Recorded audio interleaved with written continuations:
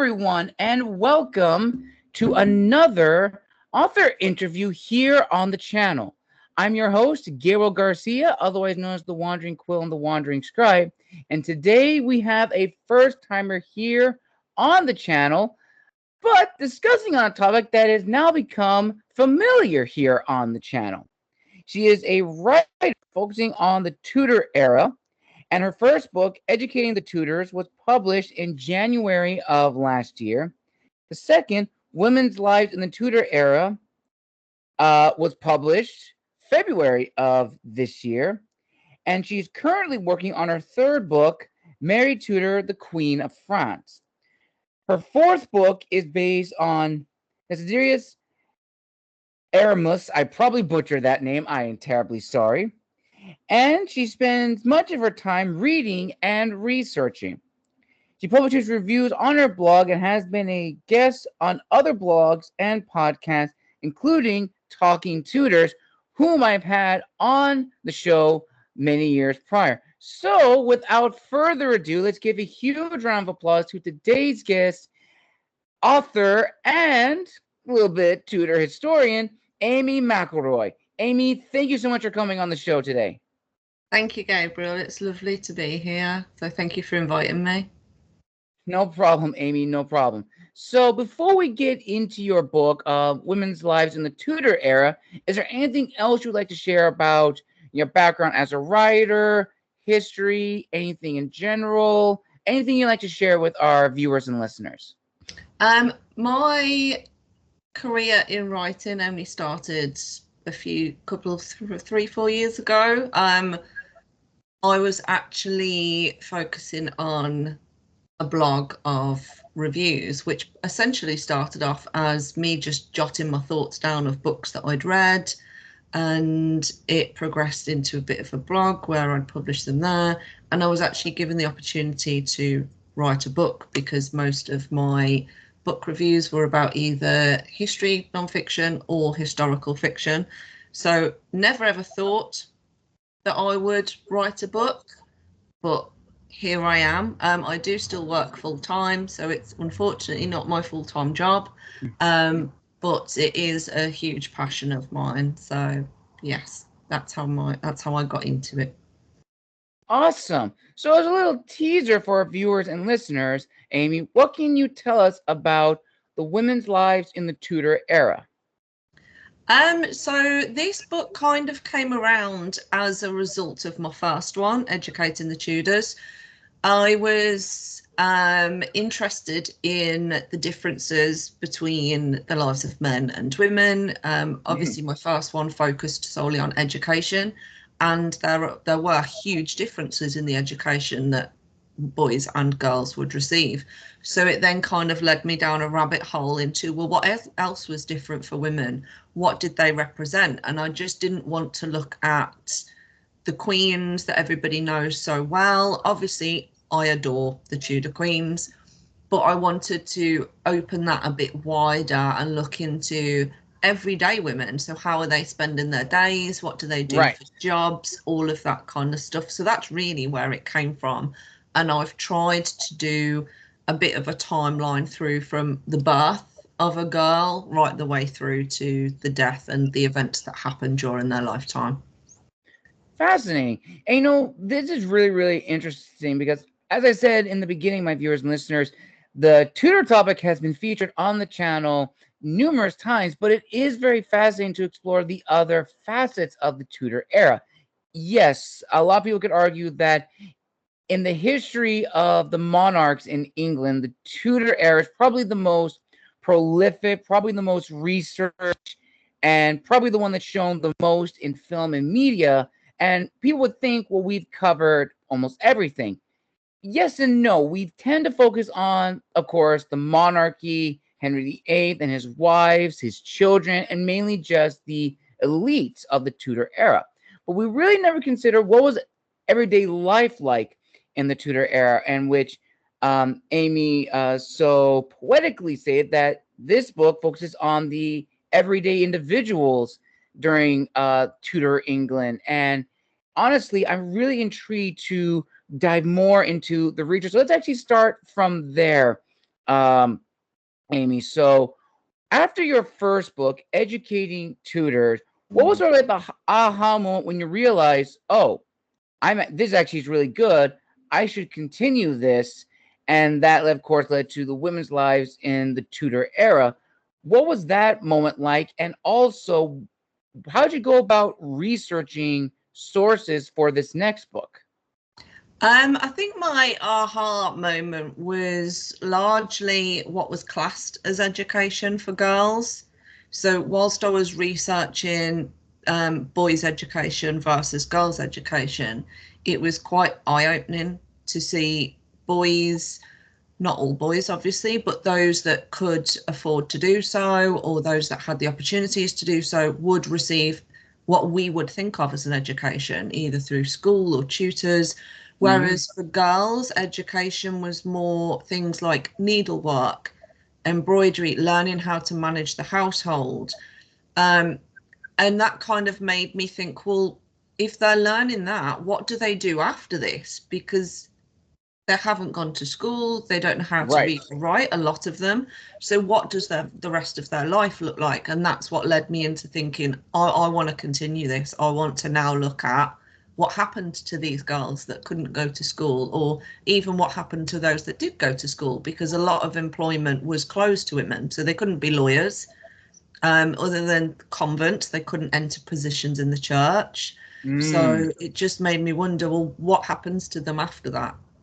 So that's where I went to. Research wise, I did have some already from Educating the Tudors that looked at their younger lives. So I expanded from there, really. One of the things that I did really enjoy was wills. So wills of women, they are absolutely fascinating. I could spend hours and hours looking at wills, which the archives are full of. You can find a lot of sources online as well for wills back then. The caveat that I would add is that most women at that time didn't actually leave a will because they didn't have anything to leave.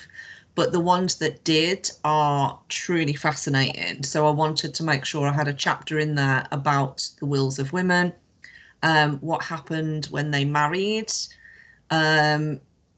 according to their belongings, so things like that. So I was aware that they essentially become the property of their husband. So I also wanted to delve into that as well, and essentially get that timeline together. And then I followed that through with research through to the end. So courtship, marriage, childbirth, motherhood, and then right the way through to death and their wills and what they'd leave behind for beneficiaries. Fascinating. So when you were planning the outline of this book, what were the goals you had for readers who had read Educating the Tudors, or even those who have not read anything Tudor related, and this could have been their first book? What were your goals for your prospective readers? My main goal was to show that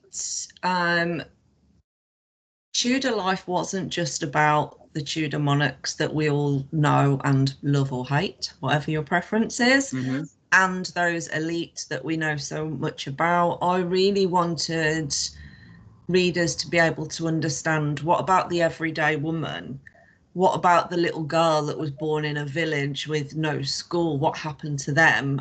What did they do for money? What happened if their husband left them? All of that kind of thing. I wanted the reader to have a picture of that, of what a everyday average woman would go through their life, what the major life events were, what impacted them.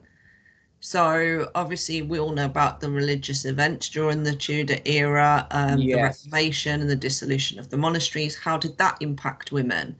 Because I think that's largely misrepresented in, well, not misrepresented, but it's not shown with importance that it deserves, I believe, in that much of the focus is on the monasteries.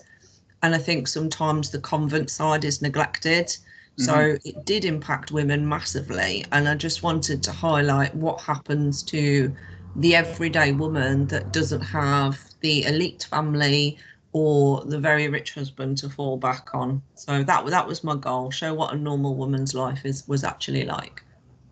Definitely. And I also think, this book and many others that I've been fortunate to learn about, as well as, the authors who are writing these stories, you're absolutely right. When we think of like the Tudor era, we only think of like, a certain period of the Tudor era. We really don't think of, okay, what is historically classified as the Tudor era and what was everyday life like? Because if you really think about it, I mean, England went through a series of, major changes, as well as impacted by what was happening on the continent. The Protestant Reformation, the separation of England from the Catholic Church, forming the Church of England and everything like that.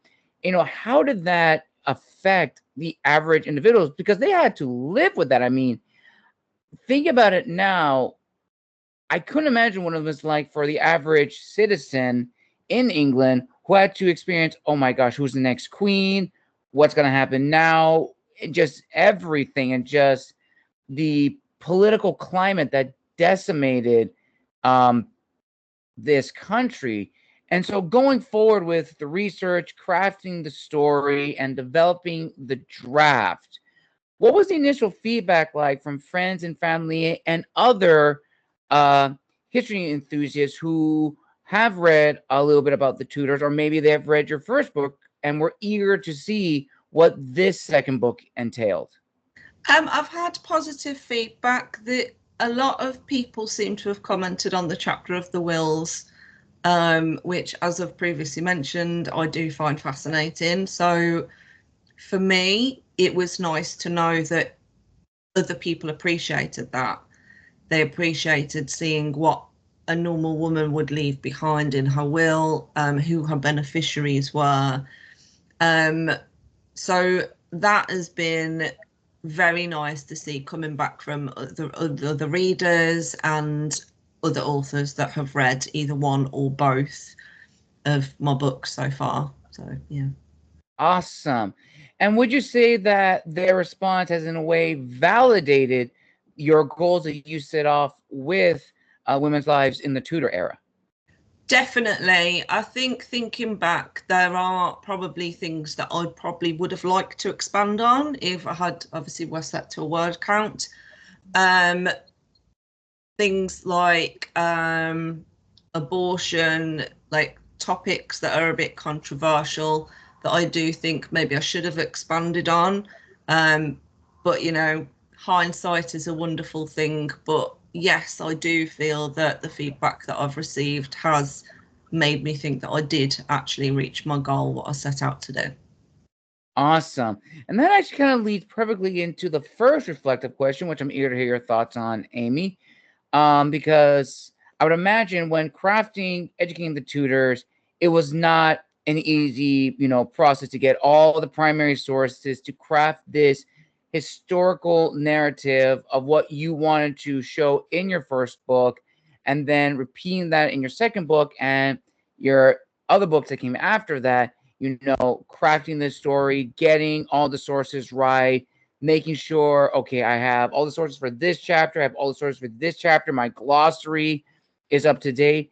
It's not easy. Writing a book is not easy in general. It is long hours of edits, revisions, and getting everything just right. And then when nowadays, the digital world is like the hub to present our works to the large audience before us. And there's that sense of anxiety when, we bring a passion project to life and showcase it. And specifically the Tudors, even if people have not, researched the Tudors, of course, going back to film and television, there's been so many depictions of Tudor life, or even pre-Tudor life, with War of the Roses, the White Queen, White Princess, and of course the Tudors itself and all of that. People think, oh, that didn't happen, or wait, this didn't happen. There's a sense of anxiety. Are people actually going to enjoy it?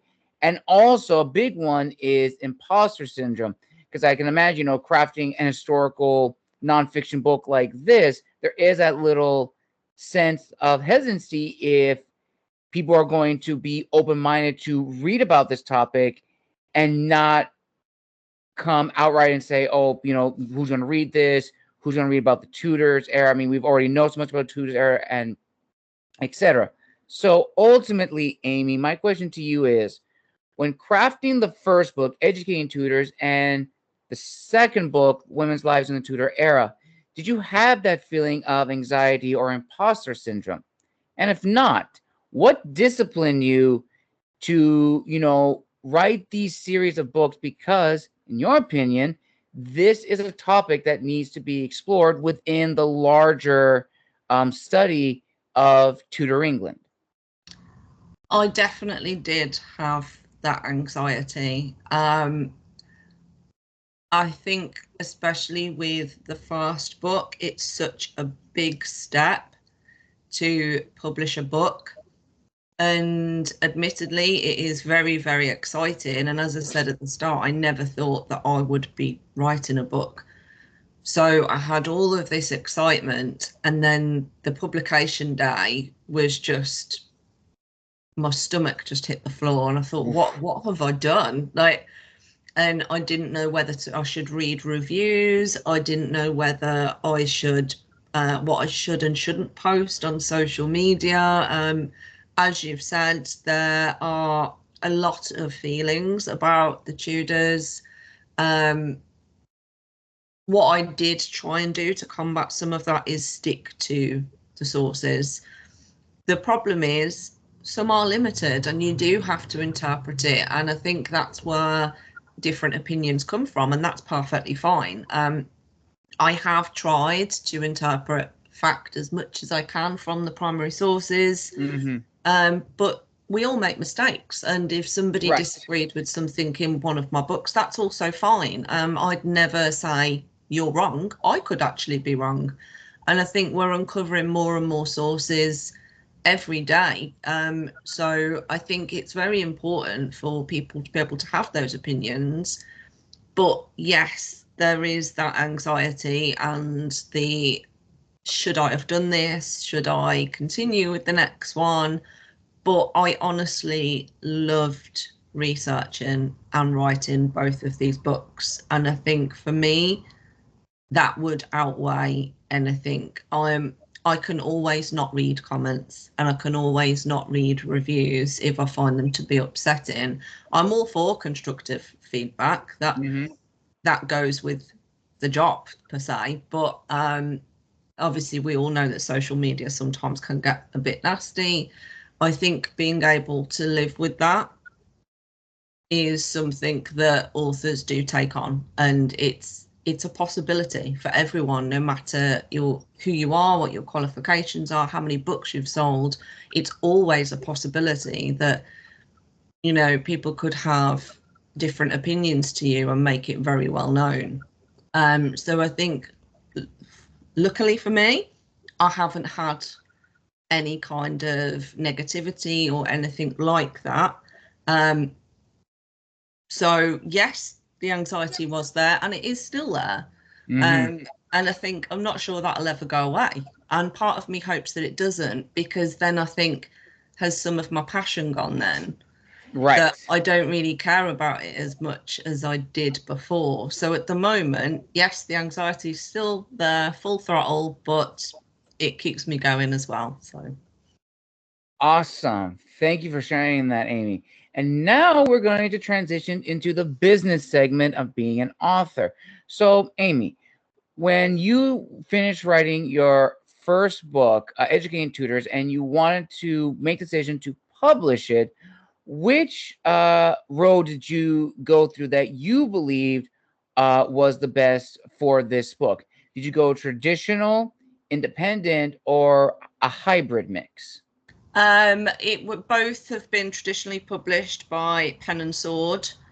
I already had the contract before it was completed, so I was given an incredible opportunity, which I'll always be grateful for. During the first one, when I was researching and I came up with the idea for Women's Lives, I then submitted the proposal for the second one, and that was approved. So then I just moved on. Once Educating the Tudors was submitted, I moved straight on to writing the next one. So yeah, traditionally published. Nice. And for those who don't know who Pen and Sword is, you need to look them up. They are probably one of the best publishers of historical nonfiction, academic, and reference books in the world. I have known a lot of great friends who have published through them. It's an incredible site to find new reference material. If you're a researcher and you want to craft your own story, they have everything from every category. So, after publishing with Pen and Sword, and I should say continue publishing with Pen and Sword, did you have an idea of who your audience was for these two books? Because I would imagine, yes, you do want to be academic, you do want to be scholastic, but you don't want to be too much that you would isolate another section of readers who are interested in this topic. So it's a balance of the prose and language. So can you tell us about that, Amy? You are right. I didn't want this to be, well, either of them to be full reference books that, you know, people are only using them in a university library or such setting. I wanted them to be available to a large audience that, for instance, myself, before I even started writing, I would read a lot of Tudor books. And some of them were quite academic, but I found myself reading largely Pen and Sword titles because I do find that they are factual, they're very well written, but they're not to the point where it's just reciting facts at you and there's no real story about the people behind it. So I wanted to be able to reach people that just have an interest in the Tudors. And I do try to balance it out a bit with notes at the back and a bibliography. So those that have further interest can take that further themselves. They've got the basis there to go and look at the primary sources that are noted down. And then it's up to them if they wish to take that further. But it was basically aimed, well, both of them have been aimed at your everyday person that would be interested in the Tudors. Nice. You know, and I 100% agree. I had a friend of mine who actually wrote a little bit on the Byzantine history, the military side, and exactly the same thing. Wanted to be factual, wanted to be accurate, but didn't want it to be too academic that people would get lost in the jargon or the specific words that were used at the time. So it was like a blend of the two, which is not easy to do when it comes to historical nonfiction books. For me, as a fiction writer, I've tried to do that, still working on it, but I've noticed that it's not easy to sort of blend the two, because if I'm going to write something that's nonfiction, my brain automatically goes to, the academic, the scholastic style of writing. And there are some books that, they say that first part that this is an academic scholastic journal that's been adapted into a book, and that's completely fine. But it's depending on the author as well. And in your opinion, Amy, from an author's point of view, how important is it to really take and consider the audience? Oh, I think it's immensely important. I can't imagine. I think the way I look at it is I love the research and I love the writing, but if nobody else reads it, why have I done it? I could just write an essay and keep it for myself on my laptop. So my aim is to pass what I've really enjoyed on to somebody else. So they may enjoy it, they may hate it, but I've tried to pass that passion on to others through my writing. So for me, the audience is immensely important, or I wouldn't be doing it, to be honest. I'd just keep my writing on my laptop and read it myself. Definitely 100%. And the next question, which I'm going to tweak just a little bit. Normally this question talks about, the authors who inspired you to help you find your voice as an author. But I'm going to tweak it a little bit to focus on what you said before, that you read a lot of like Pen and Sword books. I'm going to tie it to your second book.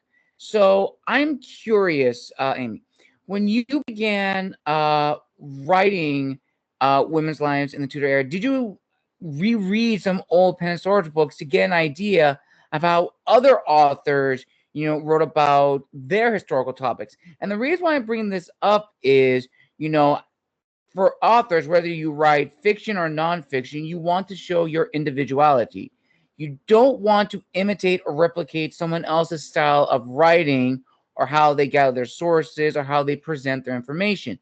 You can show, references to them. It's like, oh, if you want to know more about this topic in this chapter, this author of this book goes more in depth on it and stuff like that. But as I said, you don't want to imitate, you don't want to replicate, because at the end of the day, we're all trying to show our individuality. So for you, Amy, how did you balance that with showing your individuality, showing that you know what you're talking about? You've done the research on these topics and more, but also wanted to show that this is of the same, use this word loosely, caliber to other pen and sword books that people can find? I think what I did initially is I worked out a rough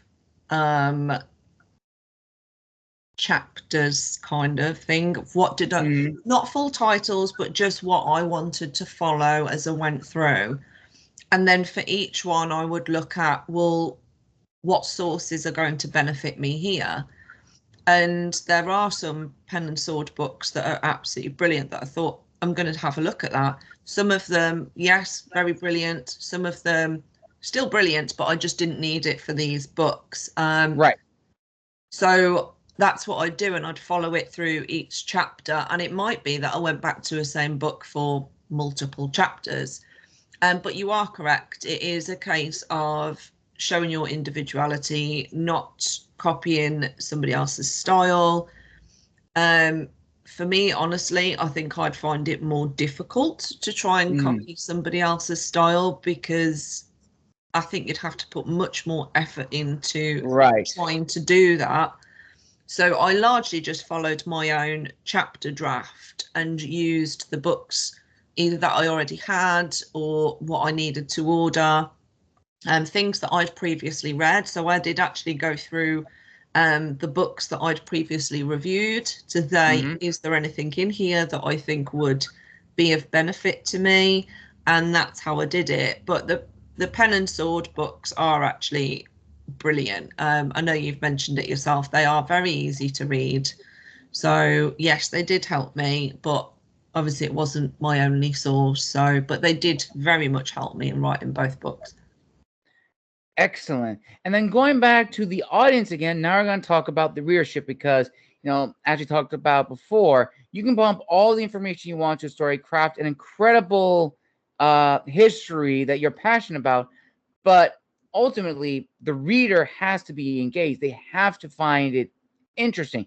And, everyone's up to their own preferences of, books. That is the wonderful thing about being an author. You can craft multiple different stories on different topics whatsoever. But for me, when it comes to history books, whether it's, reference books, books that can be for academic research, and then there's strictly academic books, there has to be this balance between okay, who exactly is going to read this? Now, going to your books in particular, Amy, would you say that these are in the middle? Now, normally this question, we talk about, the age group, whether it's young adult, middle, or adult fiction. But for this in particular, would you say your books are perfect for those who are historical enthusiasts who may have a little bit of understanding of the Tudor era, and then could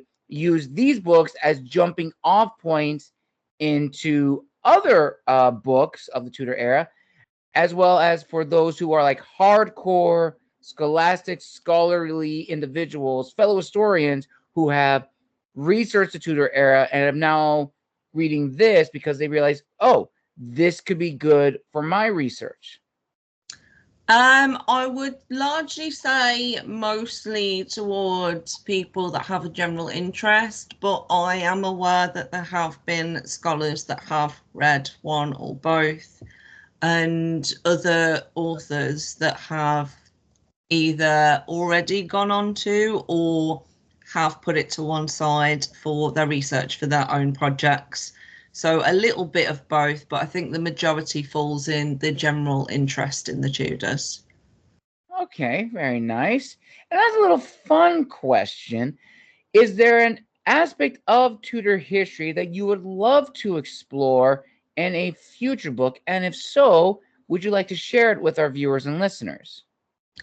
Um, I am actually going to be writing one that follows on from my first. So the first one is obviously educating the Tudors.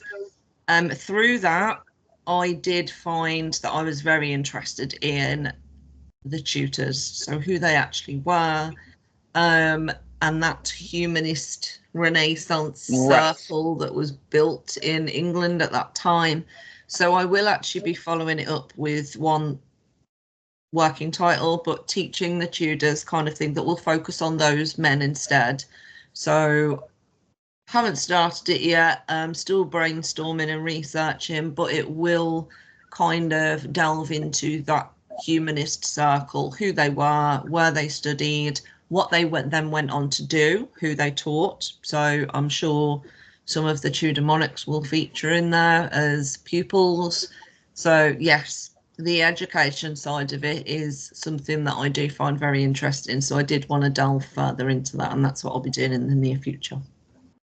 Excellent. And that actually kind of blends perfectly into the next question, which is arguably the heavy hitter of the interview. And it's probably one of my favorite questions.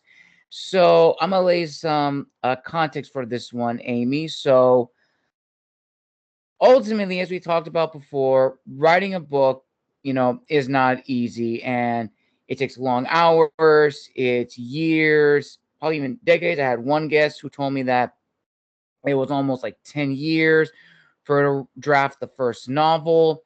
And, every author goes at their own pace. Some could publish, 3 books in a year. Others, it may take them 3 years to publish one book.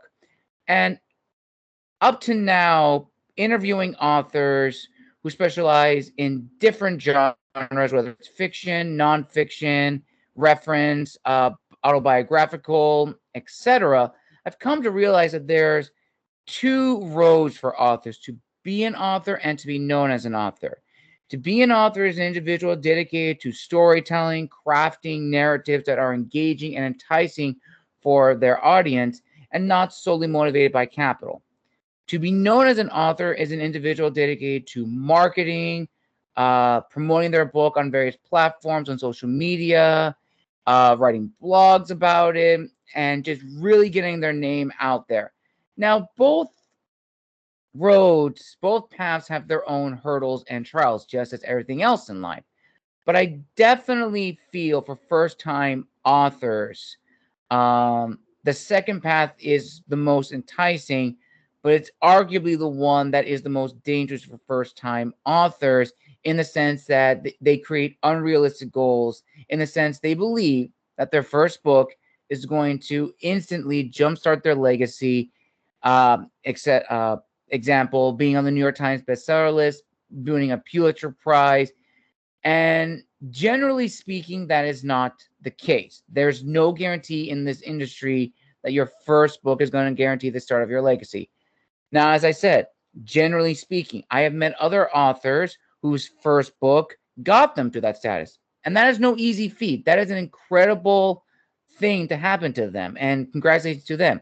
But as I said, generally speaking, it's a roller coaster. You go up, down, up, down. And at the end of the day, a writer's passion can ultimately die, in the sense they're no longer passionate about writing. They're no longer motivated to, telling good stories or crafting passion projects. They're now solely motivated by, what's happening in the publishing world. I'll give an example. the movie, what was it, Firebrand, the latest Tudor movie that came out, I remember going to a Barnes and Noble. There were 5 Tudor books already out. I was like, this movie only came out maybe 3 weeks ago, and there's already new books. I was like, I understand it, but not everyone's going to be that lucky. And I would like to hear your thoughts on this, Amy. What is sort of like your thoughts on, authors really need to understand that in the publishing world, there's no guarantee your first book is going to give you the status you want, but it should not deter you from writing stories and should be looked at as a step in the door, so to speak. I completely agree. When I was given the opportunity to write, for me, there was no thought there about the capital, the income. It was, I'm going to get to write something that I love, and given me the motivation to do it. Obviously, I could have done it before. I just didn't have that motivation, but being given the opportunity drove me. But I was under no illusion that it was going to go into any charts or anything. For me, it was about sharing something that I'd enjoyed researching and hoping to pass that on. I do feel that it can be hard on authors, especially reviews. Like I mentioned earlier, reviews are really, really important and can drive an author. So you could be having a bit of a bad day where you think, oh, this research is not going well. I've fallen down a rabbit hole, and then you read a really lovely review and it just gives you that boost to keep going. So for me, it's not necessarily about the monetary value. Obviously, if I did end up with a bestseller, absolutely brilliant, I wouldn't complain, but I can't foresee that in my future. And I do think that you are right, that it should be taken more as a stepping stone. And if you don't love the research, I'm talking obviously non-fiction here, but if you don't love the research, then I would think, why? Because it is a lot of work. It's a lot of hours. It's a lot of interpreting old manuscripts and things like that to try and find the information that you need, and then write that in a way that you think would interest an audience. So for me to put that time in, if you no longer enjoy it, right, I would not see the point. So that's just my perspective. I think absolutely brilliant to those that get up there. And there's some fantastic authors that definitely deserve it. But I think you're very right that I don't think it should be seen as, oh, I'm going to write a book and it's going to jump right up there and I'm going to make millions. And yeah. Absolutely. You hit the nail right on the head, Amy. And it is true what you said, that your first book should be considered a stepping stone on your journey as an author, because, as I said numerous times on the show, authors get better as time goes on because grit transforms into talent.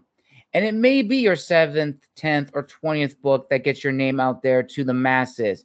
And when that happens, you can then take the opportunity to showcase your past work to these new readers, and boom, you have a new fan base of dedicated readers who are going to be by your side till the end of days. I mean, look at Tolkien, C.S. Lewis, George R. Martin, and all the others of the book world. Of course, I'm using fiction as an example, but still, even in nonfiction, there are a lot of authors who have dedicated their work onto one topic, one era of history, one individual in history, and they've just had loyal fans, that have been by their side, cheering them on the sidelines, little cheerleaders, so to speak.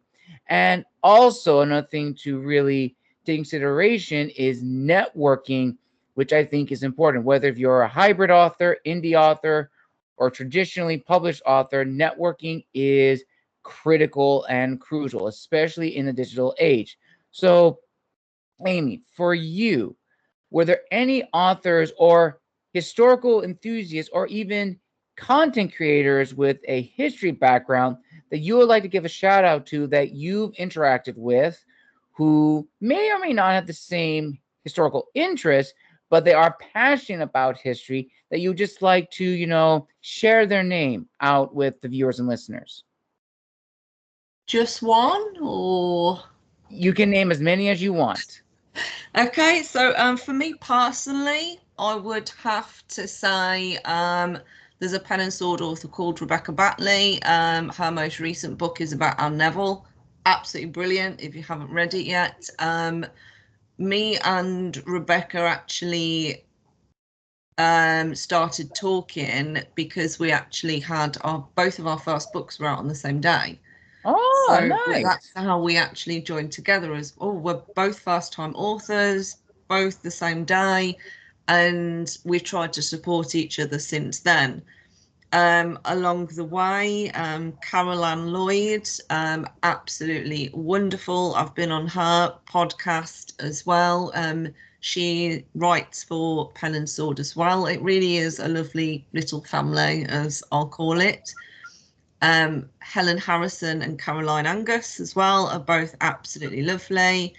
And then outside of the Pen and Sword family, there's some absolutely wonderful book bloggers. So there's a lady on Instagram called Medieval Madam.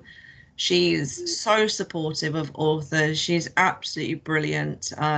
She reviews as well. So and she's one of those people that always has amazing pictures. I don't know how people have the imagination to do that, because I certainly don't, but absolutely incredible pictures.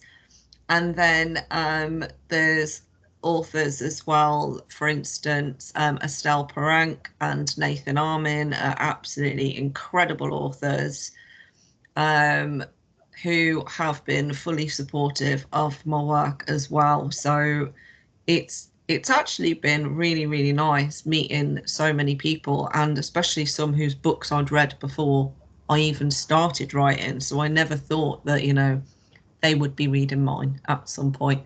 But yes, there's lots of people. Overall, the Pen and Sword family, obviously my editor, she's absolutely incredible. So Sarah Hodder, she's an author as well, but she does editing.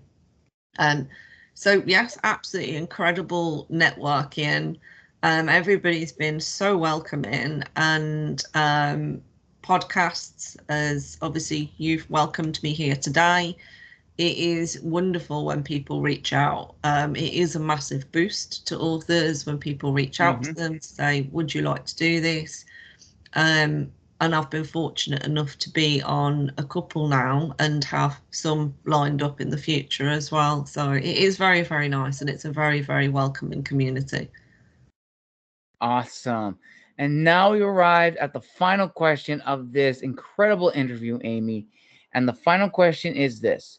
With everything you've learned with your books and continuing going strong on this path of yours, what is your word of wisdom to fellow authors and writers who want to begin and jumpstart their own author's journey? I would have to say, write about something you have a passion for. I think it's really important. I could not think of writing something that I wasn't passionate about, and I think it would be very, very easy to become downhearted about that project. So I have to say, if you are going to choose to do this, make sure it is something that you are passionate about, and don't forget that we all have ups and downs. We don't write a book in a day. We all fall down rabbit holes. We all get research and interpret it wrong and have to go back and re-review it. So don't let setbacks stop you from that end goal. And it doesn't matter how long it takes you. You could write 10 words a day. It's still writing. And I do remember that somebody said something to me along those lines of, it doesn't matter if you write 10 words or 100 words a day, it's everything is writing. So just keep going. And that's stuck with me. So even if I have a busy, busy day and I think I can't be bothered, I might not even write. I might look at some images, but for me, it's just doing something that will contribute towards the end project, the end goal. So yeah, make sure it's something that you're passionate about and just keep going regardless of how long it takes you. Couldn't agree more, Amy. Couldn't agree more. And with that, viewers and listeners, we conclude another author interview here on the channel. I want to give a huge thank you to Amy for coming on the show and telling us all about her books and what we can expect from her from the future. And Amy, for my viewers and listeners who want to reach out to you and speak with you individually, where can they find you on social media, and where can they purchase your books? So I'm on all social media, so Twitter, or X as it's called now. I'm on the Twitter, well, just said Twitter, Instagram, Threads, Facebook, Blue Sky. I'm on all of them, so all of them are just my name. So it'll either be my full name, Amy McElroy, or it'll just be Amy Mac. But you will be able to find me. I also did start TikTok, but I don't really know how to use it, so you might not want to look at that one. My books are in all the usual places. I am aware that Educating the Tudors is currently on sale on Amazon UK at the moment, so the ebook is only £1.59. But for some reason, Amazon US has done Women's Lives in the Tudor Era hardback on sale instead. I don't know why they're different, and obviously it's got nothing to do with me, but they're in all the usual places, all your usual bookstores. If you can find it in an independent bookstore, brilliant, support them. Absolutely love independent bookstores. But other than that, they are in all your usual places. I will link all those down below in the description of this video. And also, for my own plug, I forgot to mention this in the previous video. If you follow me on social media, I made a post a few weeks ago announcing that my two books, The Gathering and Amnetus, Son of Persia, the ebooks are now on sale, 50% off from now until the end of this month. So if you want to purchase an ebook copy, 50% off, head over to the post and copy the code to input it in the checkout aisle. And as always, my viewers and listeners,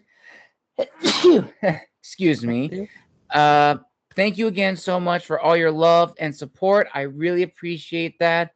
I hope you enjoyed this author episode, and be on the lookout for the last few episodes of October, and also be on the lookout for a post coming out this week, as I will be announcing signups for the month of November. So if you're an author, historian, historical enthusiast, reenactor, etc., and you want to be on the show, be on the lookout for that post on my Instagram as well as LinkedIn, because I'll be looking for everybody and anyone. And as always, make sure to like and subscribe and comment down below what was your favorite part of the interview. And until next time, this is the Wandering Scribe and the Wandering Quill signing out, wishing you all a wonderful day.